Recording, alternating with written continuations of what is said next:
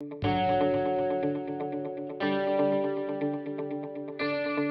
pensé partager avec vous mon expérience et mon cheminement, parce que c'est un cheminement qui n'est pas très classique.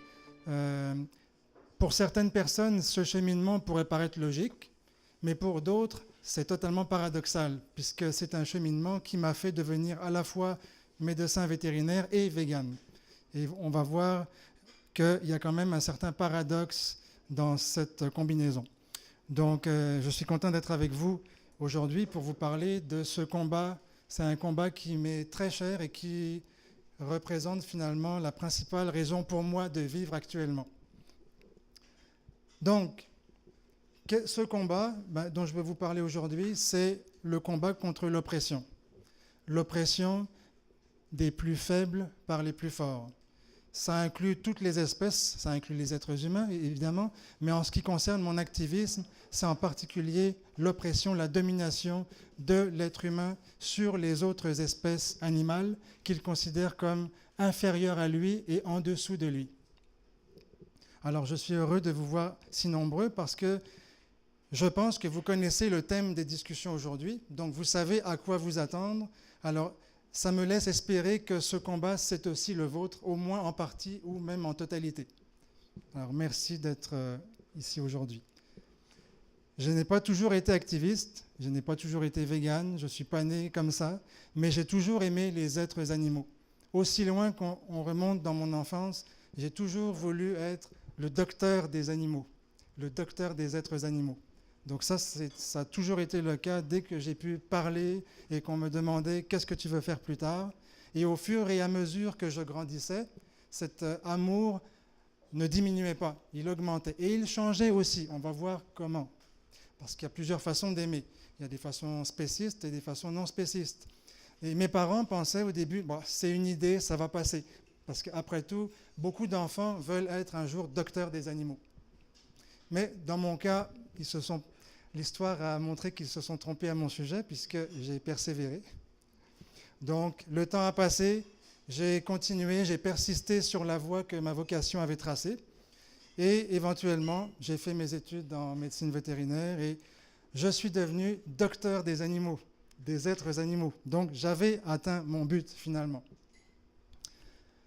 En fait, plus le temps passait, plus j'avais l'impression que je manquais quelque chose. J'avais l'impression d'avoir manqué quelque chose et j'avais l'impression peut-être de ne pas avoir atteint mon véritable objectif. Donc, j'avais vraiment l'impression que ma vocation ne pouvait pas se vivre pleinement dans ma profession vétérinaire. Et je ne dis pas ça pour dénigrer la profession vétérinaire ni mes collègues, je parle de mon expérience, de ce que je ressens. Ce que je ressens, je sais que c'est vrai, c'est ce que je ressens. Mais je ne condamne pas mes confrères. Mais malgré ça, je prenais conscience d'une incohérence. Une incohérence qui caractérise nos rapports avec les êtres animaux. Et ça, c'était difficile à vivre. Mais cette incohérence, je l'avais vécue déjà pendant mes études vétérinaires, mais ça s'est accentué avec le temps. Donc, je suis devenu végétarien pendant mes études vétérinaires, donc ça fait plus que 20 ans. Et là, j'avais pensé que j'avais enfin trouvé un équilibre de vie, une approche cohérente avec mon amour et ma compassion envers les êtres animaux. Mais comme beaucoup de gens, je vivais dans une illusion, je me trompais, parce que c'est pas juste ça. C'est pas juste ne pas manger des animaux. Ça va bien plus loin que ça. Donc, après quelques années, quand j'ai réalisé qu'être végétarien, ne pas manger des animaux ou des parties, des produits de ces animaux, quand j'ai réalisé que ça n'était pas suffisant, bien là, le dilemme s'est accentué. J'avais de plus en plus de questionnements. Puis j'ai réalisé que non seulement l'exploitation que nous faisons des êtres animaux leur cause de la souffrance et souvent la mort aussi, mais qu'en plus, la médecine vétérinaire aussi participe à cette exploitation. Donc, j'ai réalisé que l'enseignement vétérinaire, l'enseignement de la médecine vétérinaire banalise, institutionnalise beaucoup d'atrocités commises envers les êtres animaux et anesthésie je dis ça parce que je suis anesthésiste, mais l'enseignement vétérinaire anesthésie notre empathie et notre compassion en faisant cette banalisation. Et parfois même l'euthanasie, donc la réduit au silence, parce qu'on est habitué à voir la façon dont on traite et on est habitué à contribuer à cette exploitation aussi. Donc finalement, c'est avec un peu de douleur que j'ai réalisé que la médecine vétérinaire, c'était peut-être pas ma vraie vocation. Alors, je suis resté en médecine vétérinaire parce que je pense que je peux aider les êtres animaux et je peux aider la cause aussi par ce statut, mais je me sens plus chez moi parmi des gens comme vous qu'auprès de mes collègues. Donc, et mes collègues le savent.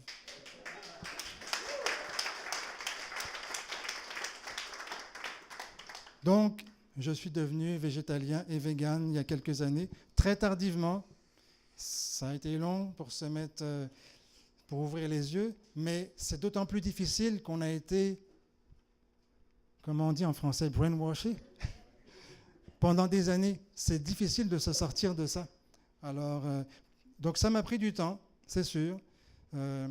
J'ai commencé tardivement à faire l'activisme, très tardivement. Je regrette un peu ce temps perdu, mais il y a des choses qui restent en avant à s'accomplir. Bon, durant mes études vétérinaires, oui, je faisais partie. J'avais cofondé un groupe étudiant pour la promotion d'un enseignement éthique. On a accompli beaucoup de réalisations importantes. Mais c'est seulement il y a quelques années, même pas 4 ans, que j'ai commencé à m'impliquer de manière vraiment active, engagée dans l'activisme, autant par les réseaux sociaux que sur le terrain et à différents niveaux.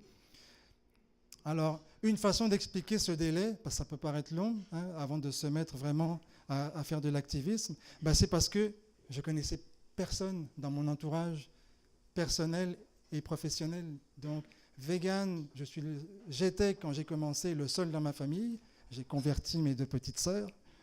Et dans ma profession, j'avais beau chercher, ils sont bien cachés. Mais alors, ça peut expliquer en partie ce délai. Pourquoi ça a pris tant de temps? Donc, mais au fur et à mesure, il a fallu une personne. C'est une personne un jour, je ne sais plus comment, parce que je commençais à publier par-ci, par-là sur Facebook, mais des choses sur les êtres animaux. Et quelqu'un m'a dit, peut-être tu devrais venir, on fait une marche, une manifestation.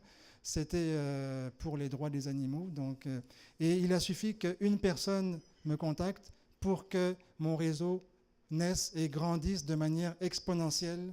Et à partir de là, au fur et à mesure que les gens, des contacts entraient dans mon réseau, je m'impliquais de plus en plus. Donc la création des réseaux, c'est extrêmement important. Donc chaque personne a une valeur individuelle dans son activisme, mais on est plus fort quand on est unis, quand on a des exemples aussi à suivre ou quand on a des idées qu'on peut partager. Combien t'en as Facebook actuellement? Combien d'amis?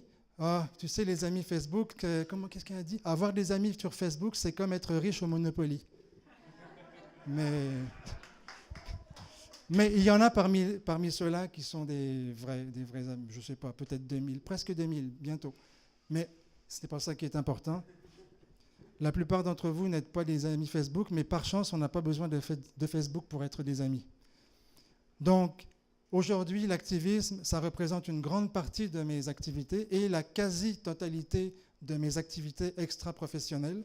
Et j'ai fait le choix de m'impliquer moins dans ma profession vétérinaire, qui m'occupe encore beaucoup, énormément, trop même.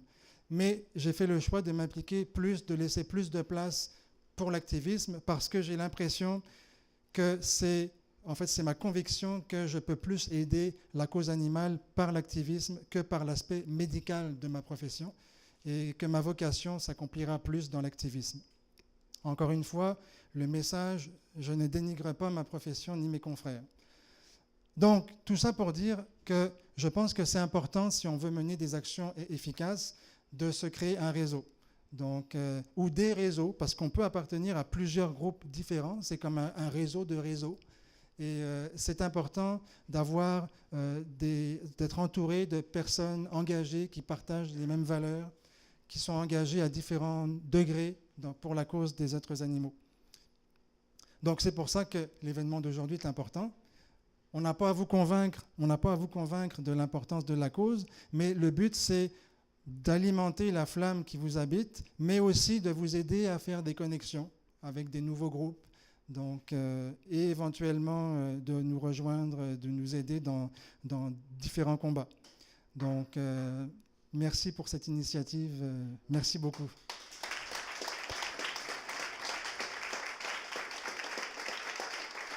Donc, Vous prêt pour des questions? pardon? Êtes-vous prêt pour des questions? Ah non, c'est pas fini. Non. Je vais dire merci souvent. Mais merci pour... Puis je suis vraiment heureux de voir que parmi vous, il y a beaucoup de gens, peut-être tout le monde, que je peux vous appeler des sœurs d'armes, des frères d'armes, parce que c'est un combat que nous menons, comme je disais au début. Donc, ce combat prend diverses formes. On pourrait en parler très longtemps, mais je pense qu'il y a une manière importante de vivre notre activisme. Notre compassion doit être aussi cohérente dans l'approche que nous avons vis-à-vis des gens qui ne pensent pas comme nous. Notre activisme, et ça c'est ce que je dis, c'est ce que je pense, je n'essaie pas de vous forcer à le croire. Je pense que notre activisme, il doit être doux et respectueux, mais ferme, déterminé, inébranlable. Ne pas être agressif, et je vais revenir un peu là-dessus un peu plus loin, ne pas faire preuve d'agressivité dans l'attitude et les propos. La seule agressivité qu'on doit avoir, c'est dans la détermination que nous avons. Donc, on peut prendre par exemple, justement, il y a Geneviève juste en face de moi qui revient fois après fois sans arrêt au conseil de ville, toujours à poser des questions par rapport à la gestion animalière. Ça, c'est une forme d'agressivité parce que c'est l'obstination. Ne pas se laisser décourager et ne pas lâcher prise. Par contre, l'agressivité ne doit pas se manifester par des commentaires désobligeants. N'oubliez pas que dans bien des cas, les gens avec qui nous parlons, à qui nous essayons d'ouvrir les yeux, c'est juste des personnes qui sont ignorantes comme nous l'étions auparavant. Donc ces personnes n'ont pas eu la chance d'ouvrir les yeux encore, pas encore. Donc le but de notre activisme, c'est d'éveiller les consciences, parce que quand la conscience est éveillée, il n'y a aucun argument qui peut la faire changer, qui peut la faire dévier de la route. Et dans ce cas-là, le chemin devient très clair.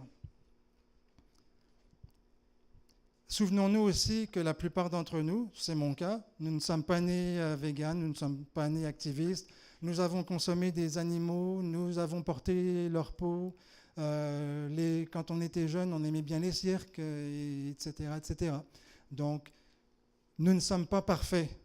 Nous ne sommes pas supérieurs. Tout à l'heure, Anita disait ne pas juger. Donc, d'ailleurs, une belle phrase, c'est une de mes citations préférées qui est sur ma page Facebook. Nous ne sommes pas supérieurs. Nous ne nous considérons pas supérieurs aux autres parce que nous sommes véganes. Nous sommes véganes parce que nous ne nous considérons pas supérieurs aux autres. Les autres, dans ce cas-ci, étant évidemment toutes les autres espèces des êtres animaux que l'être humain a la fâcheuse habitude de considérer comme inférieurs et en dessous de lui. Donc nous ne sommes pas supérieurs. Cette cause, comme je le disais tout à l'heure, c'est une guerre, mais une guerre pacifique. Donc c'est une guerre pacifique. Et la société dans laquelle nous vivons représente tous ces champs de bataille. Il y a beaucoup de champs de bataille. On a besoin de beaucoup de soldats. Votre activisme commence par la sensibilisation dans votre entourage, la famille, à la maison, les collègues de travail. Sélectionnez-les bien et choisissez vos mots, mais ce n'est pas toujours évident quand on sort du cercle familial. Même parfois dans la famille, ce n'est pas évident. Mais il y a d'autres façons. Il y a d'autres façons d'intervenir. Donc, je vais les passer en revue très brièvement, sans aller dans le détail, juste pour vous montrer l'étendue des possibilités d'intervention, mais en sachant que ce n'est pas possible pour une personne de s'impliquer à 100% dans toutes les manières. Et ça dépend des capacités aussi, des talents aussi. Bon, les interventions sur le terrain, c'est important. On peut faire ça sur les réseaux sociaux, mais il faut aussi sortir devant son écran. Et par exemple, les vigiles, c'est un exemple. Donc, vigile contre la fourrure, vigile antispéciste, vigile devant les abattoirs, et il y en a plein d'autres comme ça. Donc ça, c'est une façon de faire passer un message pacifiquement. Il y a les marches aussi, les marches, les manifestations. Donc, ça augmente la visibilité de la cause. Ça n'a pas nécessairement le même impact et ça ne vise pas nécessairement le même type de public, mais ça augmente la visibilité et parfois aussi ça a des retombées médiatiques.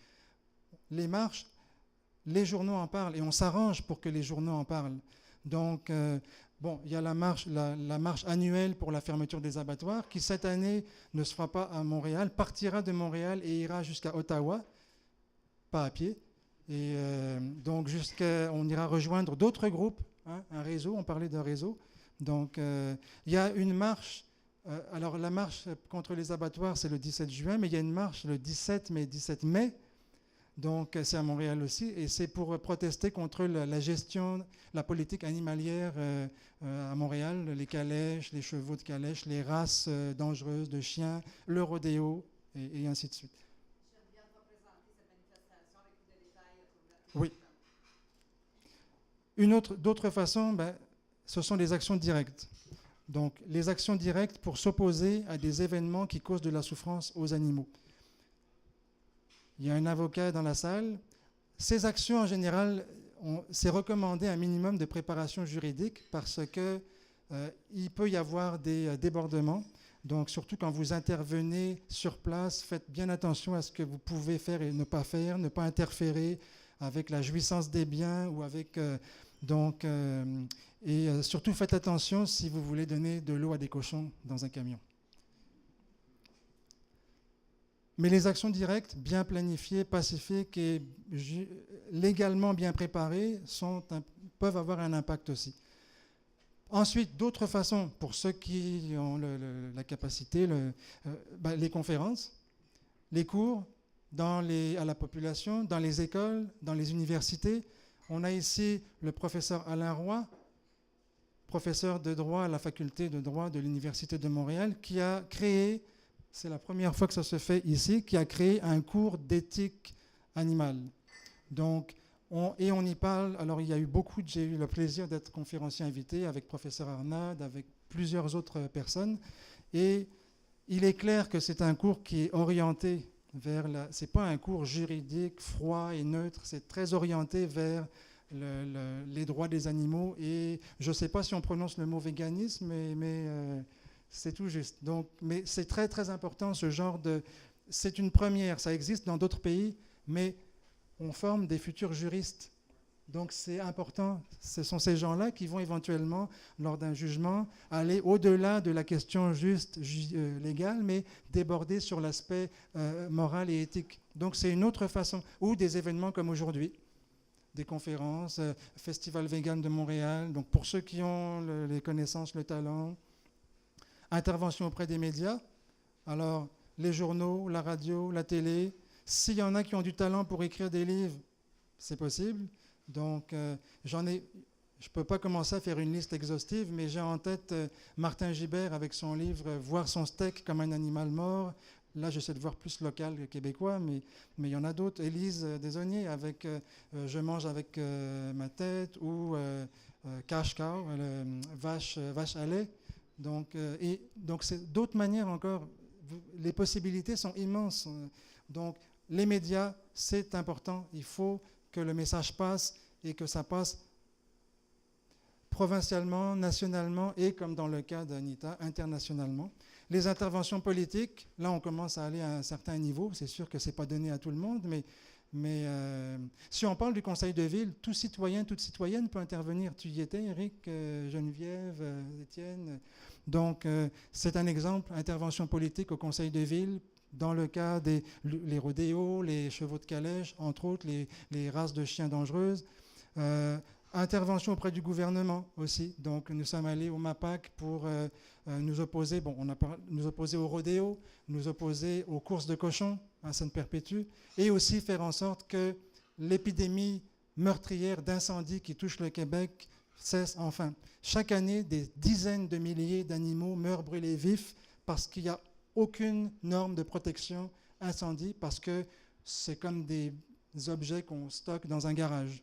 Donc, et à ce sujet-là, à la fin de l'événement, on vous donnera des petits flyers et il y a une pétition à signer, soit sur papier ou sur Internet. Et on va la présenter. On est allé au MAPAC et là, on va représenter un autre ministère qui est responsable des normes incendie.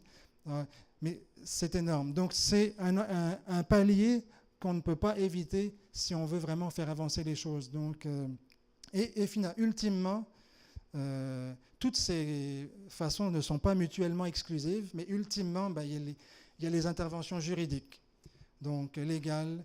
Donc, vous ne vous sentez pas obligé d'être accusé d'aller en jugement comme Anita. Ce n'est pas dans ce sens-là que je voulais dire, mais on a la chance d'avoir, grâce à Maître Nicolas Morello, d'avoir le DAC depuis cette année, donc Droit Animal Québec, dont la mission est de sensibiliser, de faire l'éducation de la population, mais aussi d'être la voix des animaux, des êtres animaux, et de les représenter devant les tribunaux. C'est un peu l'équivalent du Animal Justice du Canada anglais. On a ça maintenant au Québec. C'est la voix des animaux devant les tribunaux. Merci beaucoup. Et d'ailleurs, bon, je ne peux pas aller trop dans le détail, mais il y a des actions juridiques, vous avez peut-être entendu parler, qui se font dans le but de bloquer le rodéo de Montréal. Mais au-delà de ça, les rodéos en général, les courses de cochons et bien d'autres activités inadmissibles qui causent de la souffrance aux êtres animaux. Donc voilà, ça c'est une liste d'actions. Ce n'est pas exhaustif, évidemment, mais ça vous donne une idée de la vaste étendue des manières dont on peut s'impliquer. Et grâce à la formation de réseau, vous allez apprendre comment vous impliquer davantage en vous connectant avec des personnes qui sont déjà engagées dans ces différentes actions. Donc je vous laisse avec une phrase que j'aime beaucoup, une citation que j'aime beaucoup, qui devrait vous aider à être actif plutôt que rester dans l'inaction face à l'oppression. Soyez le changement que vous voulez voir dans le monde.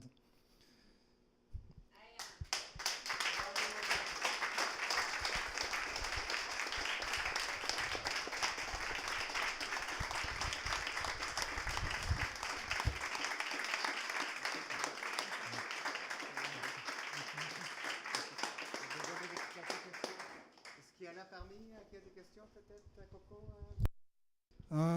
La question, c'est comment les compagnies d'assurance peuvent continuer d'indemniser les fermes qui passent, qui brûlent. Donc, premièrement, il n'y a pas de normes. Donc, on ne peut pas pénaliser un agriculteur parce qu'il n'a pas respecté des normes. Il n'y en a pas. Mais il y a des compagnies d'assurance, malgré tout, qui vont faire des recommandations.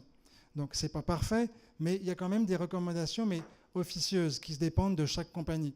Donc, je pense je travaille beaucoup, en fait, Roxane est la personne avec laquelle je travaille très étroitement. Elle est très, très, très impliquée dans ce dossier. Et il y a des compagnies même qui sont parfois délaissées par les agriculteurs parce qu'il y a des exigences qui sont plus importantes aussi. Donc, et il y a des comment on appelle ça, des primes aussi plus élevées avec ces compagnies-là. Donc, il y a quand même des compagnies qui ont des exigences, mais ce n'est pas des exigences qui sont universelles. Ce sont des exigences qui sont propres à telle ou telle compagnie.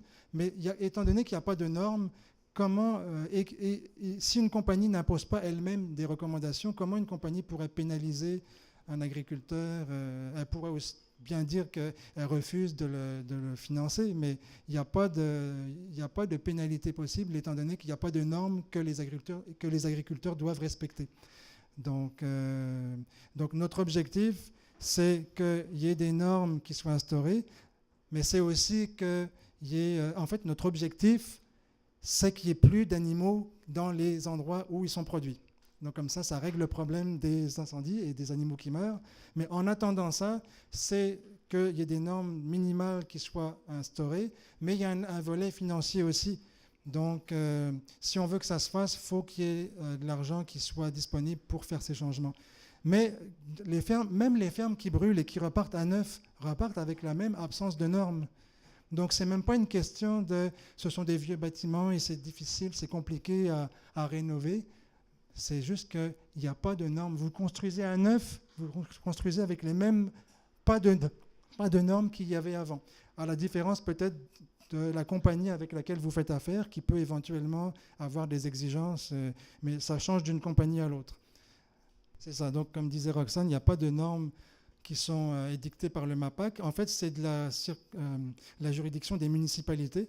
Voilà pourquoi, après notre visite au MAPAC, les gens du MAPAC nous ont redirigés vers le ministère de l'occupation du territoire et ce qui est plus, en théorie, chargé de la sécurité incendie. Mais le MAPAC, c'est un acteur important dans le milieu agricole et le MAPAC, son mandat, c'est de s'assurer de la sécurité et que l'habitat des animaux soit sécuritaire. Donc même si le MAPAC n'est pas l'autorité qui édicte les règlements de protection incendie, il a quand même un rôle parce que c'est lui qui se porte aussi garant ou qui veille à la sécurité des animaux qui sont enfermés dans les établissements agricoles. Donc j'ai l'impression que ça va jouer, chacun va se renvoyer la balle, mais à un moment donné, il faudra prendre une décision. Là, on est rendu à l'étape de communiquer, en fait c'est déjà fait récemment, avec le ministère de l'occupation du territoire, et je ne me souviens plus comment ça s'appelle.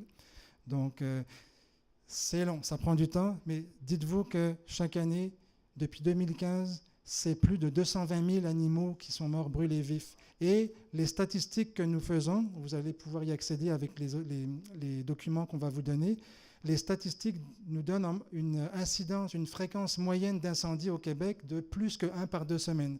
Donc toutes les 2 semaines, il y a au moins un incendie qui cause entre quelques mortalités et le maximum, c'était plusieurs dizaines de milliers, 50 000. Et en moyenne, c'est entre les deux, quelques centaines, quelques milliers d'animaux qui meurent brûlés vifs. Les plus chanceux sont inconscients à cause de la fumée, ce qui n'est pas un processus dépourvu de souffrance, mais au moins, ils ne sont pas conscients quand ils brûlent. Mais beaucoup sont pleinement conscients quand ils sont brûlés vifs. Donc, il faut vraiment faire changer ça.